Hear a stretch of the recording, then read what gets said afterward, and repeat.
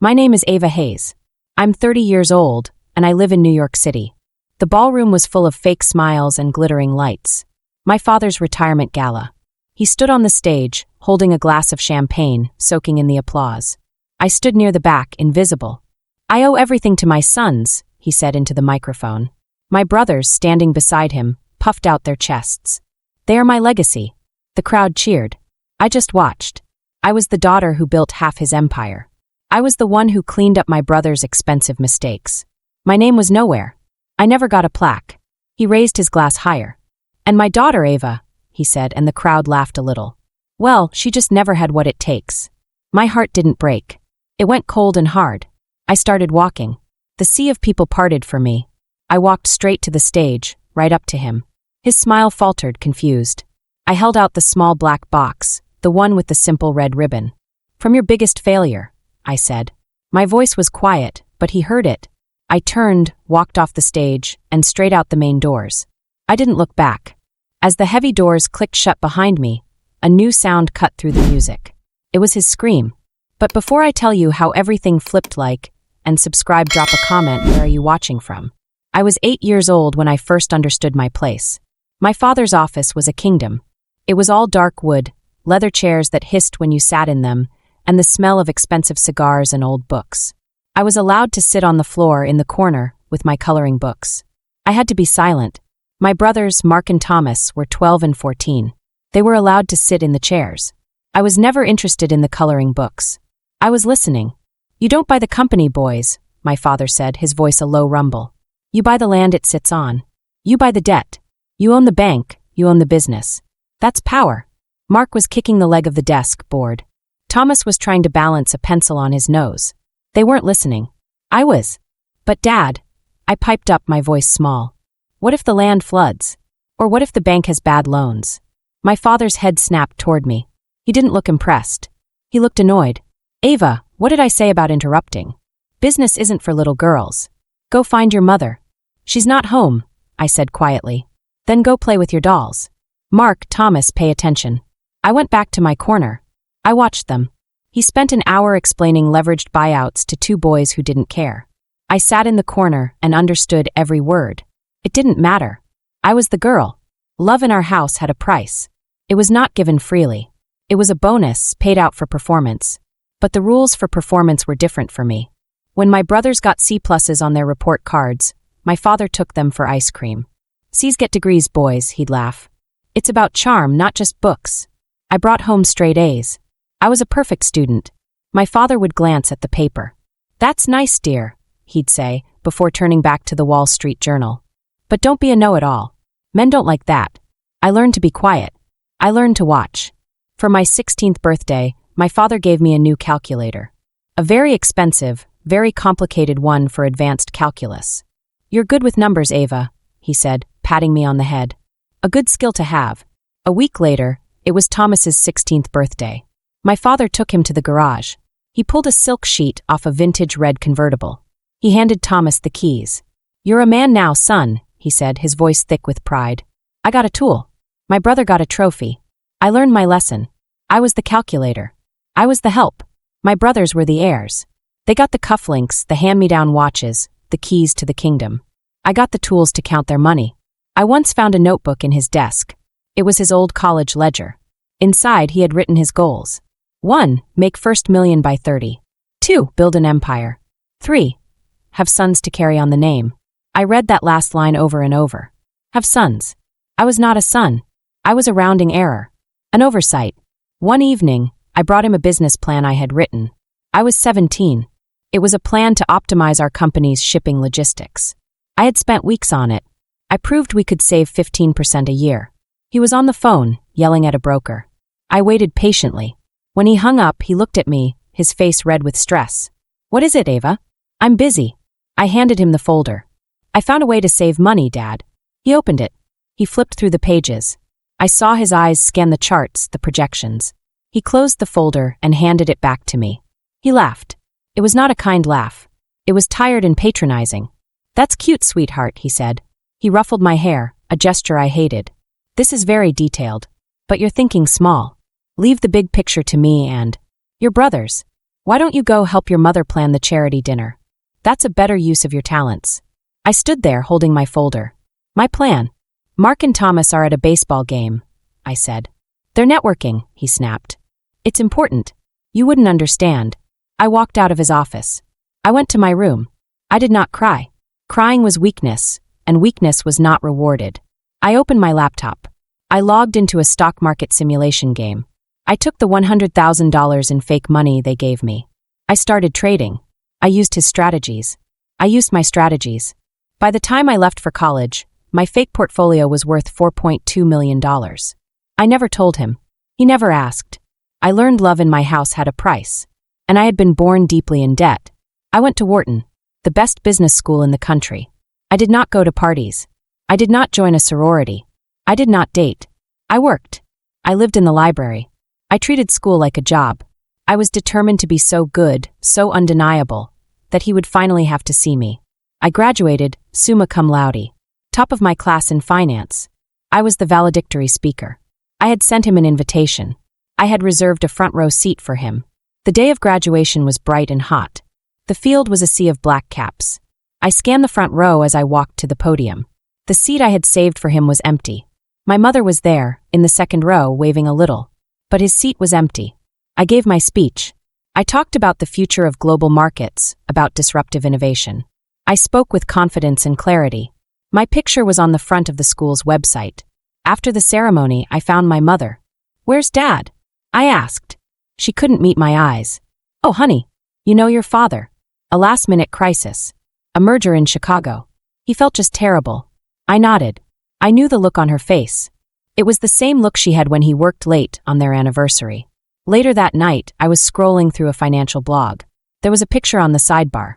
It was from a charity golf tournament. In Florida. The picture was time-stamped from that morning. There he was. My father. His arm was around a senator. He was laughing, holding a golf club. He wasn't in Chicago. He wasn't at a merger. He was playing golf. He didn't miss my graduation. He skipped it. I closed my laptop. I sat in my empty dorm room, surrounded by packed boxes. My diploma was on the desk. It felt like a receipt for a purchase no one wanted. A few months later, I was home, trying to figure out my next move. I had job offers from every major bank on Wall Street. But I still held out hope for a spot at my father's company. My brothers, Mark and Thomas, had a new passion. They had both dropped out of college. They had decided they were entrepreneurs. They cornered my father at dinner one night. "Dad, it's brilliant," Mark said, his eyes wide. "It's like Uber, but for high-end dog walkers. We'll call it Poochgo," Thomas added. "It's an app. Rich people will pay anything for their dogs." I almost choked on my water. "Have you done any market research?" I asked. "What's the liability insurance? What's the cost of customer acquisition? The market is already full of local services." My father held up a hand, silencing me. "Ava, please," he said, his voice cold. "Don't be negative. Your brothers are showing initiative." He looked at Mark and Thomas. His face was full of pride, the same pride I had been trying to earn my entire life. "I like it," he said. "It shows guts. It has potential." He took his checkbook out of his jacket pocket. He wrote a check. I saw the number. $2 million. He handed it to Mark. "Seed money," he said. "Don't let me down, boys." I stared at the check. I thought of my $4.2 million in fake money.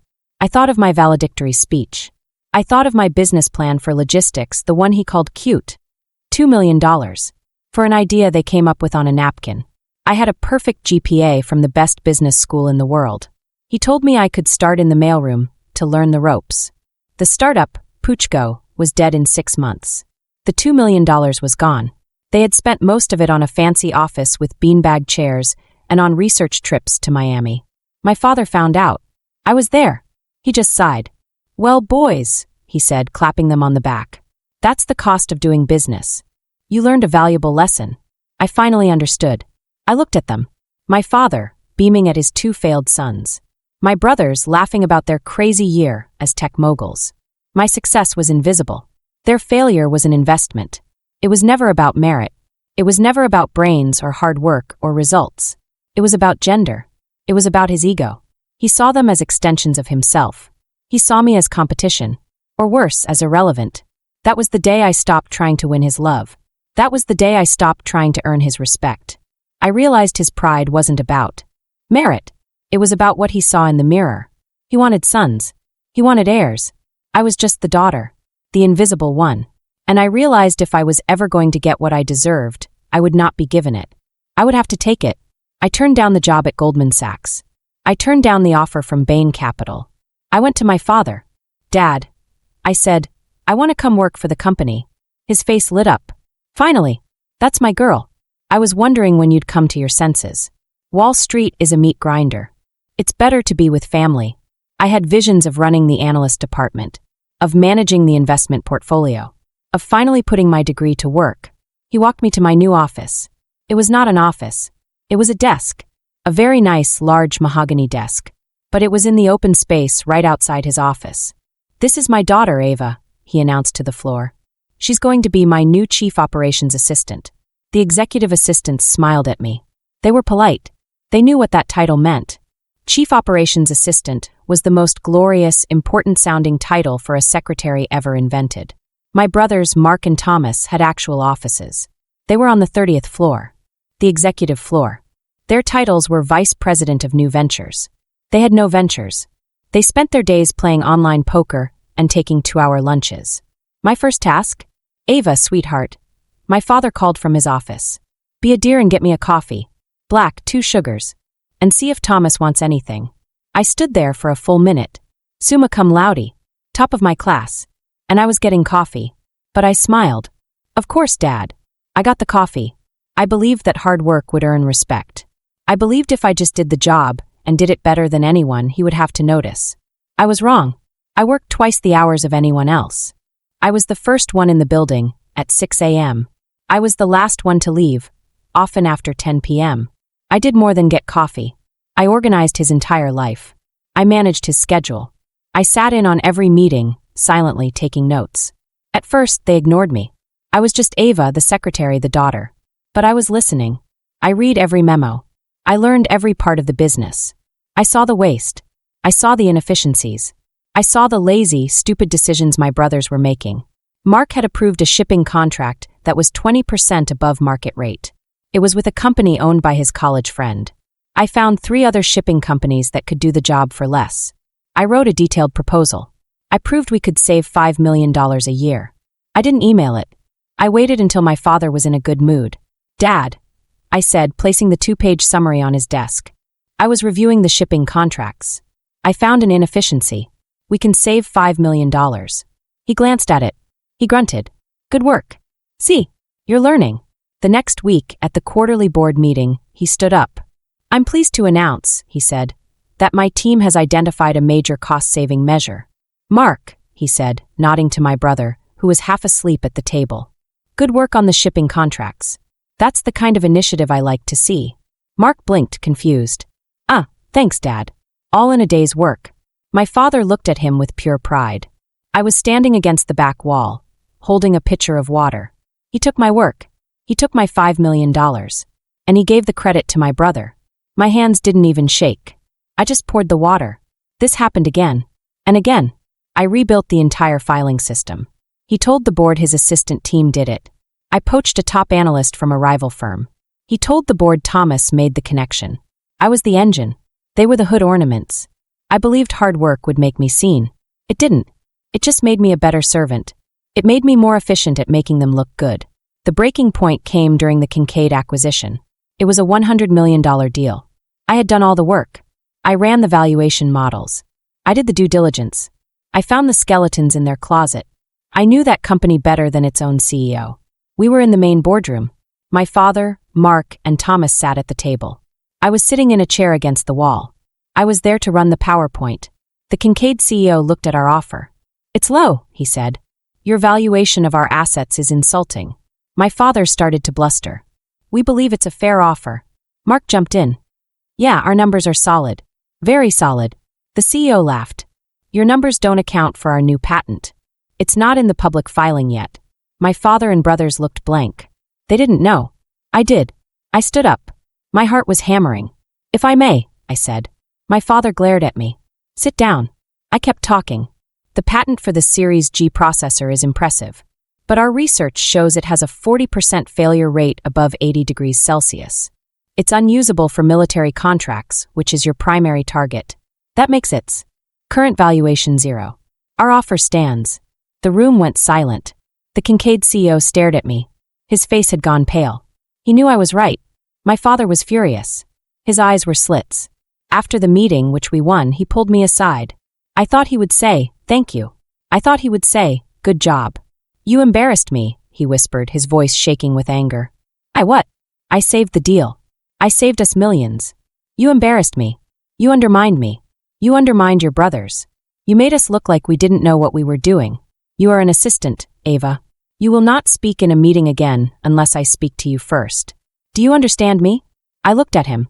I saw the jealousy in his eyes. It wasn't just ego. He was afraid of me. "Yes, sir," I said. I understood.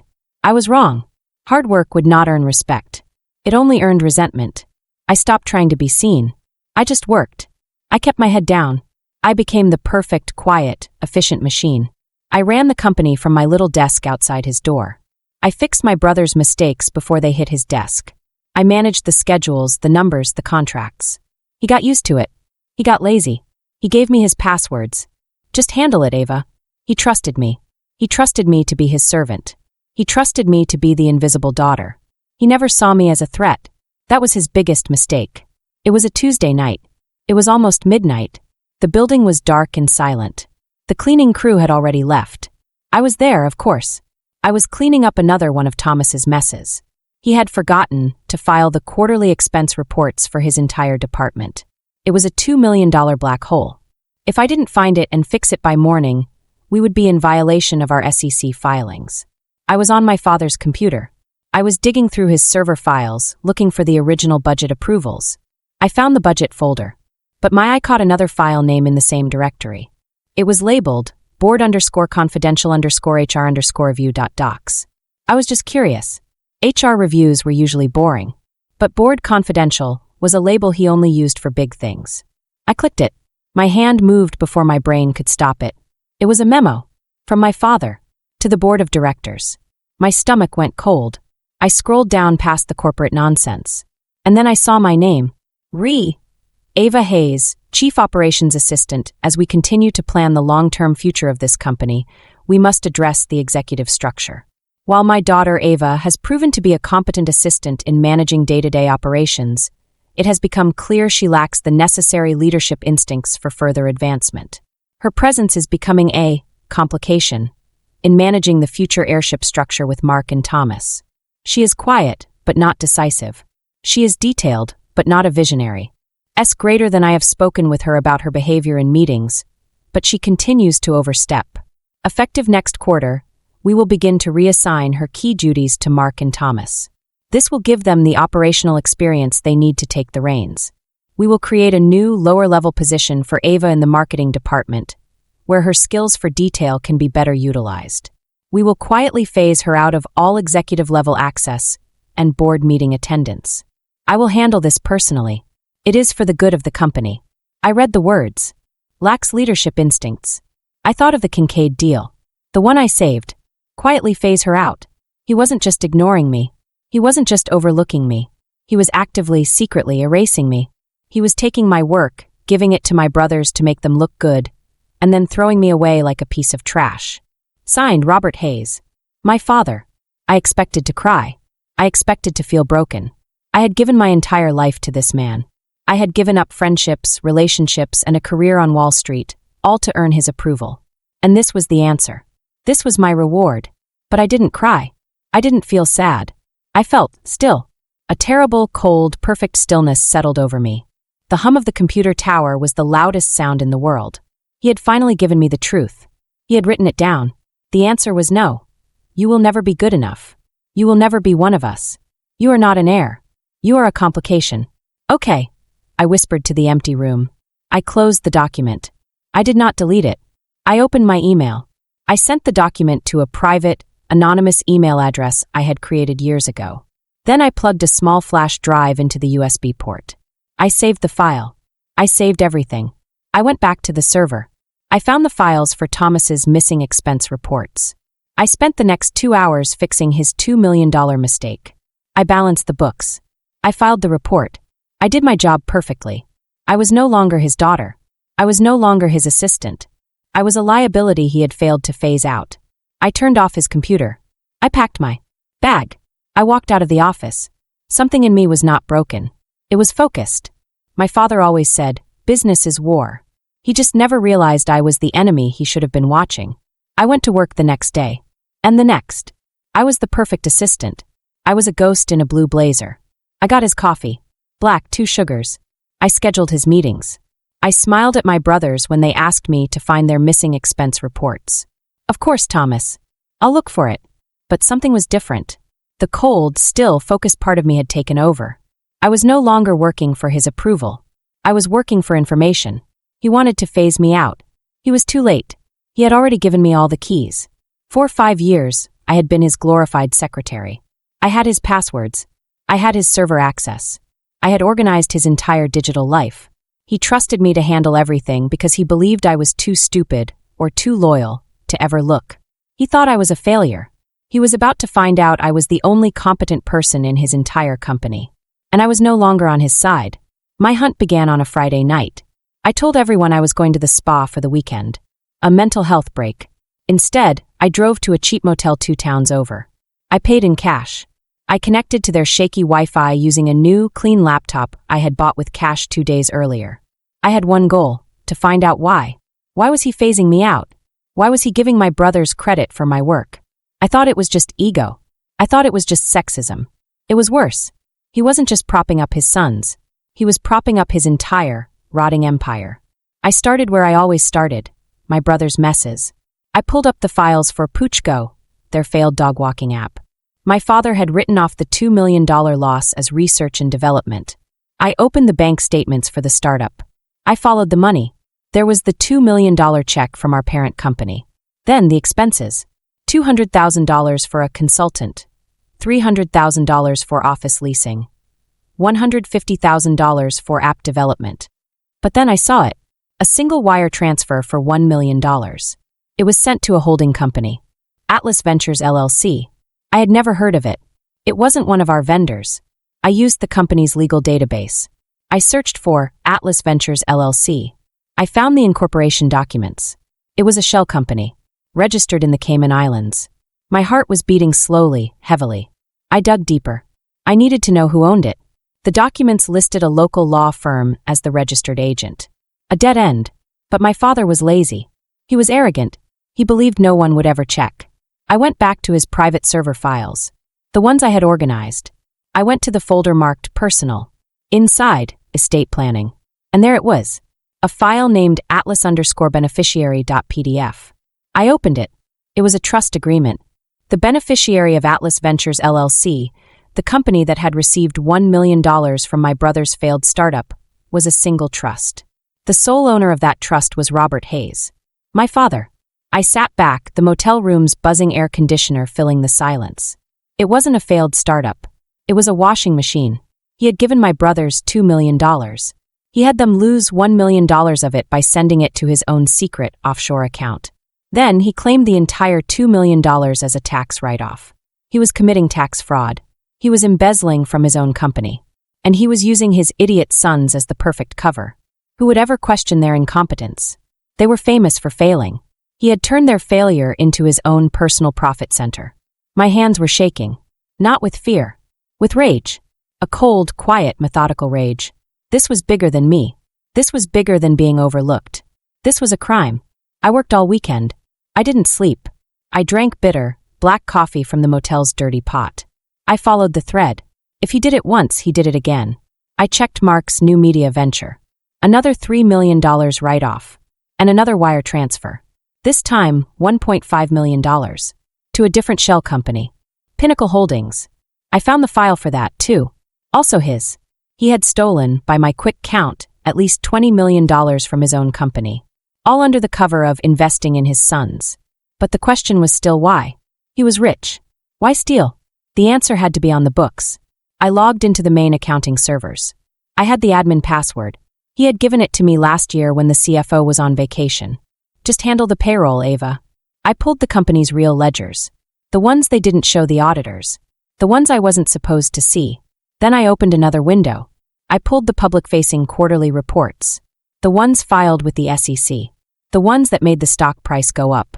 I put them side by side. On the right, the public report.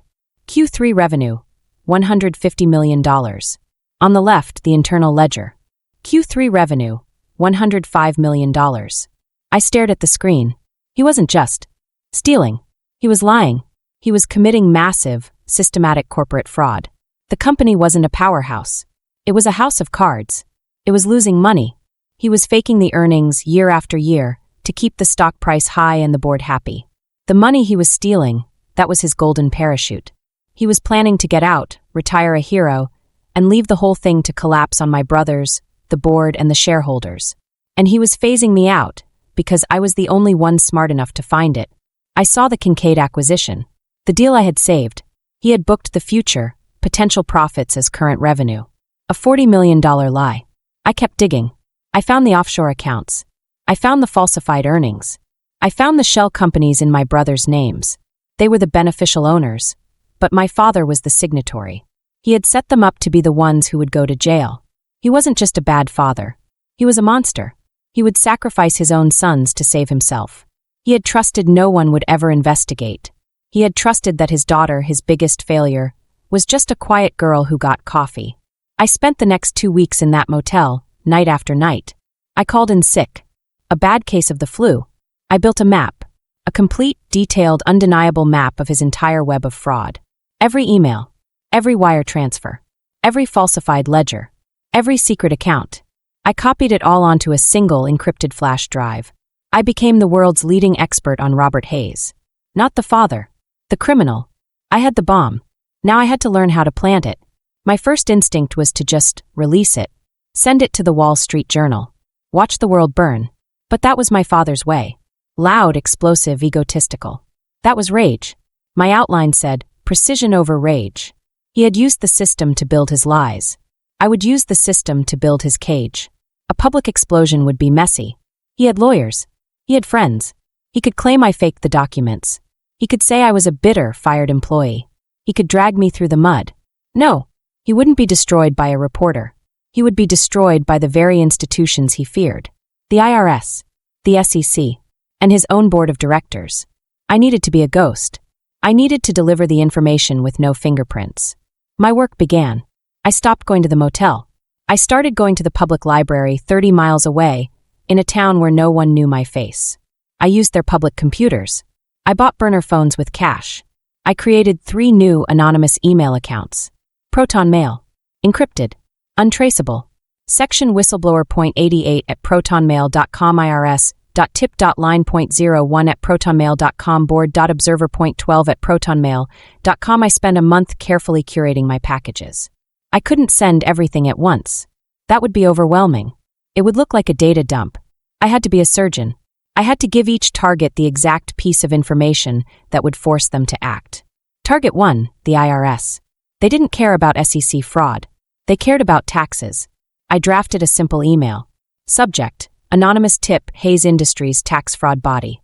Robert Hayes is using shell corporations to evade corporate and personal income tax. See attached file.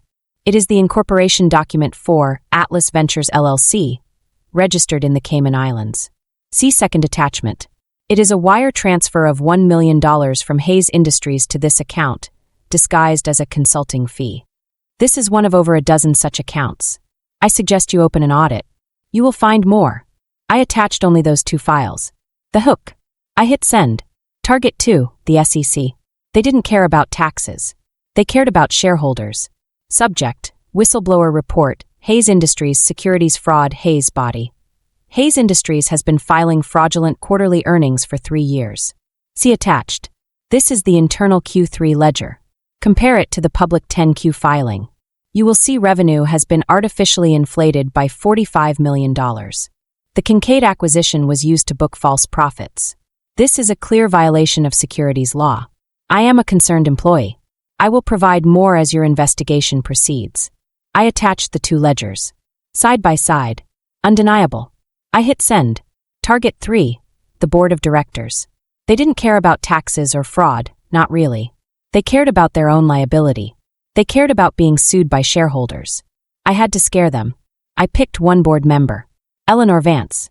She was the oldest, the most cautious, the one who always asked my father hard questions, and the one he always charmed and dismissed. Subject, private and confidential for your eyes-only body. Ms. Vance. You are being lied to. Robert Hayes is committing massive fraud. He is using the company as his personal bank account. He is setting up his sons to take the fall. He is retiring before the entire house of cards collapses. When it does, you, the board, will be held liable. You have been negligent. He is retiring a hero, and you will be left with the lawsuits. See attached. It is a memo from Robert to you. The real one. Notice the section where he details his plan to phase me out. I am his daughter, the one who has been fixing his books for 5 years. He is trying to silence the only person who knows the truth. Ask him about Atlas Ventures. Ask him about the Kinkraid deal. Do your job. I attached the memo. The one he wrote about me. board_confidential_HR_review.docs. The ultimate betrayal. I hit send.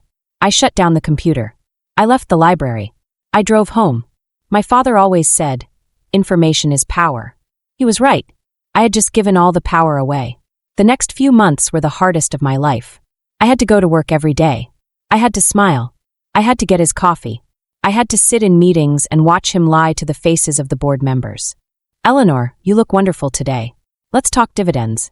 I watched Eleanor Vance. She didn't smile back. She just watched him. Robert, I have a few questions about the Kincaid numbers. I felt a small, cold victory. The seeds were growing. I saw the quiet panic start. A team of new auditors showed up. My father told everyone it was routine. I knew what they were. They were from the SEC. He started yelling more. He was on the phone, screaming at his bankers. He was a rat in a trap, and he didn't even know who said it. He trusted no one would investigate. But I did. He thought he was the storm. He never saw the quiet. He never saw the daughter who sat in the corner listening. He never saw me coming. The retirement gala was a monument to his ego. It was held at the New Art Museum, in the wing he had donated. His name was on the wall in giant silver letters, the Robert Hayes Wing. The room was filled with hundreds of people. Politicians, bankers, board members. All of them had gotten rich off his lies. They were there to celebrate him. The theme was a legacy of vision. There were ice sculptures of his first building. Waiters passed champagne and oysters. A string quartet played softly. I was there. I had to be. It was for the family. I wore a simple black dress. I felt like a shadow. My brothers were in their glory. Mark and Thomas, in matching tuxedos, were shaking hands, clapping men on the back. Our father, the legend, I heard Mark say. People came up to me all night. They didn't know what to say. Ava, dear, a board member's wife dripping in diamonds. You look healthy. Your father must be so proud of your brothers. Taking over the company. What a legacy. He must be, I said. My voice was flat. Another one. A banker. Ava, still helping your dad out? That's sweet. A good daughter. Don't you worry, your brothers will take care of you. I just smiled. A tight, cold smile. I knew things they didn't. I knew the SEC investigation was in its final stage. I knew the IRS had frozen 2 of his offshore accounts. I knew the board had held a secret meeting without him just yesterday. The trap was set. The doors were locked. Tonight was not a retirement. It was a funeral. He just didn't know it. Then the lights dimmed. A spotlight hit the stage. My father walked out. He looked tan, powerful, victorious. He raised his arms, and the room exploded in a standing ovation. He tapped the microphone. Thank you. Thank you. Please. He beamed. He soaked it in. He looked at my brothers, who were standing next to the stage. A man is nothing without his legacy, he began. His voice was thick with fake emotion. And I am a lucky man. Because I have my sons. He motioned for Mark and Thomas to join him. He put his arms around them. I owe everything to my sons, he said, his voice booming. They are the future. They have the vision, the guts, the strength. They are my heirs. They are my legacy. The crowd applauded again. I stood near the back by the heavy glass doors. I just watched.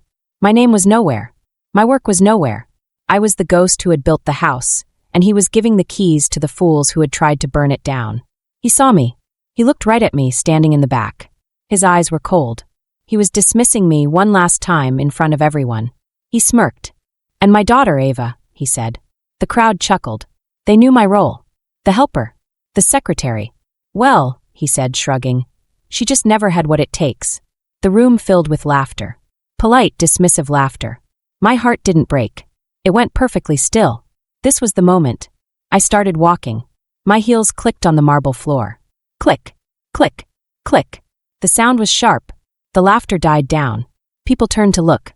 The sea of tuxedos parted for me. I did not stop at the steps. I walked right up onto the stage. My father's smile faltered. He looked confused. Ava, what are you doing?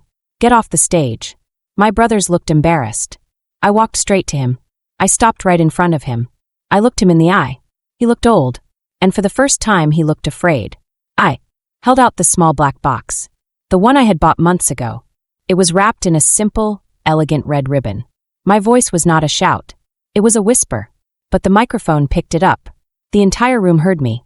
From your biggest failure, I said. I placed the box in his hand. I turned. I did not run. I walked. I walked off the stage. I walked past my brother's pale, confused faces. I walked past the silent, staring board members. I walked through the main atrium and straight to the giant glass doors. I didn't look back. I pushed the door open and stepped out into the cold night air. As the heavy door clicked shut behind me, a new sound cut through the silence. It came from inside the ballroom. It was amplified by the microphone. It was not a word. It was a sound, a raw, guttural, animal sound of pure, absolute ruin. It was his scream. He must have opened the box. He must have seen the small, black flash drive. He must have read the note I had tucked inside. It was very simple. The IRS, the SEC, and the board have their copies. Your accounts are frozen. You are done. Ava. I didn't go home. I went to a hotel I had pre-booked under a different name. I sat in a clean, empty room and turned on the television. I ordered room service. A club sandwich and a glass of wine.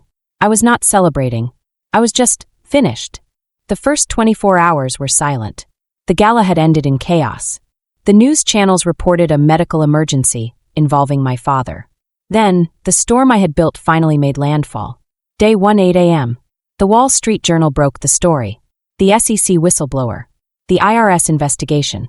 The headline was brutal. Hayes Industries implodes. CEO Robert Hayes accused of massive fraud. Stock halted. The article quoted anonymous sources and leaked documents. My documents. Day 1, 9 and 30 seconds a.m. My phone, the one I had kept, started to ring. It was Mark. I let it go to voicemail. He called again. And again. He sent a text. Ava, what did you do? What did you do? Call me. Now. Dad is locked in his office. Ava, the company accounts are frozen. I can't pay my rent. What is happening? Answer me, you bitch. Day 1, 11 a.m. The local news channels had cameras outside the Hayes Industries building. I watched, eating my club sandwich, as 2 men in dark suits walked through the lobby. Then 2 more. And 2 more. They were carrying boxes. They were from the FBI. The cheer-in read, Federal agents raid Hayes Industries HQ. Day 1, 2 p.m. A new call. My mother. I answered. Her voice was a hysterical whisper. Ava? Oh God, Ava, please. What's happening? Your father. He won't come out. There are men in the house. They're taking his computers. Ava, you have to fix this. Tell them it's a mistake. Please. You're destroying this family. No, Mom, I said. My voice was calm. He already did. I hung up. Day 1, 6 p.m. The evening news. It was the lead story. I watched my father, Robert Hayes, the legend. He was being led out of his office in handcuffs. He wasn't the powerful man from the gala. He wasn't the titan. He was just a man. An old, terrified, gray-faced man. He had his coat over his head, but it slipped. The camera caught his face. His eyes were empty. He was gone. They put him in the back of a black car. I watched until the car turned the corner and disappeared. I turned off the TV. Day 2, 9 a.m. The board of directors released a statement. Robert Hayes had been terminated. Mark and Thomas Hayes had been terminated. The company was filing for Chapter 11 bankruptcy. The stock, when it resumed trading, was worthless. The empire was dead. It had collapsed under the weight of its own lies. All day the calls kept coming. My father. He called from his lawyer's phone. He called from a payphone at the booking station. 12 missed calls. He left 1 voicemail. I listened to it. His voice was not the booming, angry sound I had known all my life. It was a rasp. A broken, sobbing whisper. Ava, why? It was all for you. For the family. For the legacy. You don't understand. You don't understand what you've done. You've ruined us. You've ruined me. You were my daughter, my. He broke down. He had said, "You don't understand what you've done." I listened to the message. Then I pressed delete. "Oh, I understand perfectly," I said to the empty room. I was the only one who ever did. I understood every fake ledger, every offshore account, every single lie. I understood. And I was done. It took 6 months for the dust to settle. The company was shattered. Hayes Industries was a carcass picked clean by lawyers, creditors, and the federal government. The lawsuits from shareholders were in the hundreds. My father took a plea deal. He was a broken man. He gave up everything. He testified against his own bankers. In exchange for his cooperation, and due to his age, he was sentenced to 5 years in a minimum security prison. He lost his name. He lost his money. He lost his legacy. His legacy was ash. A warning. A case study taught in business schools about corporate greed and hubris. My brothers were wiped out. The accounts my father had put in their names were seized. They were not charged. Their lawyers successfully argued they were too incompetent to be complicit in the fraud. It was the only time their failure had ever served them. Mark now works at a hardware store. He's an assistant manager. Thomas is in and out of rehab. My mother lives in a small condo. She doesn't speak to me. I attended the bankruptcy auction. I sat in the back. No one recognized me. I was just a woman in a business suit. They sold it all off. The desks. The art. The patents. The building. They sold it for pennies on the dollar. A new company bought the best assets. The Kincaid patents, the shipping routes I had optimized, the client lists. The new company was called H Strategic Solutions. H for Ava Hayes. I had spent the last 6 months not in hiding, but in meetings. I went to the Wall Street firms that had tried to hire me out of college. I showed them my work. The real work. The logistics plan he called cute. The Kincaid valuation he stole. I didn't show them the stolen files. I showed them my brain. They gave me the backing. Today, I am sitting in my new office. It's on the 30th floor. The executive floor. The floor my brothers used to have. My father's old office, 1 floor below, sits empty. Dark. A tomb. I look out the window. It's the same view he had. The city skyline, stretching out to the horizon. But it feels different. It feels clean. I run my company with one rule: honesty. We do good work. We sign clean contracts. Our books are open. I sleep better than I ever have. I don't have to be the first one in and the last one to leave. I hire good people, and I trust them. I give them credit for their work. I leave the office at 5. Sometimes I think about my father's last voicemail. You don't understand. He was wrong. I was the only one who did. He was a gambler who thought he could never lose. He was a king who thought his daughter was a pawn.